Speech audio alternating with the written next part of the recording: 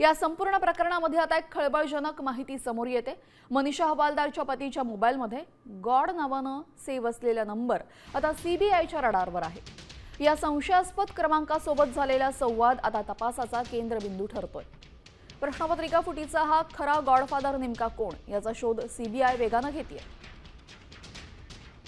आपल्यासोबत आमचे प्रतिनिधी अक्षय वडवे या संदर्भात अधिक माहिती देतील। अक्षय, या प्रकरणाचा गॉडफादर नेमका कोण आहे याचा शोध आता सीबीआय कडनं सुरू आहे। या संदर्भातले नेमके अपडेट्स काय आहेत?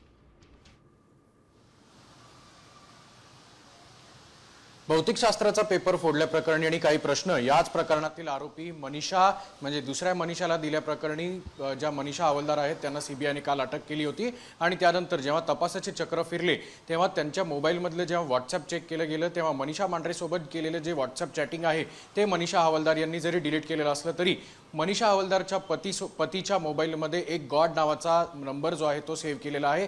त्याच्याशी या मनीषा हवालदार यांनी काही चॅटिंग केल्याचे पुरावे जे आहेत ते देखील सीबीआयला सापडले। त्यामुळे नेमका आता हा गॉड म्हणजेच या संपूर्ण प्रकरणाचा गॉडफादर आहे का आणि त्यासोबतच गॉड नावाची व्यक्ती जी आहे ती मेडिकल विद्यार्थी आहे, प्रोफेसर आहे, कोणी दलाल आहे का एनटीए मधला कोणी एक्सपर्ट आहे याचा सगळा शोध जो आहे तो आता सीबीआय कडनं सुरू आहे। मात्र एका बाजूला मनीषा मांढरेसोबत जे केलेली जी चॅटिंग आहे ती मनीषा मांढरेसोबतची चॅटिंग जी आहे ती हवालदार यांनी जरी डिलीट केली असली तरी पतीच्या मोबाईलमध्ये जो गॉड नावाचा व्यक्ती कोण आहे याच्यामुळे संशय जो आहे तो निश्चितपणे वाढल्याचं आपल्याला पाहायला मिळतंय। तेजल जी, धन्यवाद अक्षय, आपण दिलेल्या सविस्तर माहितीसाठी। आपण पाहतोय यावेळेस नीट पेपरफुटी प्रकरणामध्ये हा गॉडफादर नेमका कोण आहे याचा शोध आता सीबीआय कडनं सुरू झालेला आहे।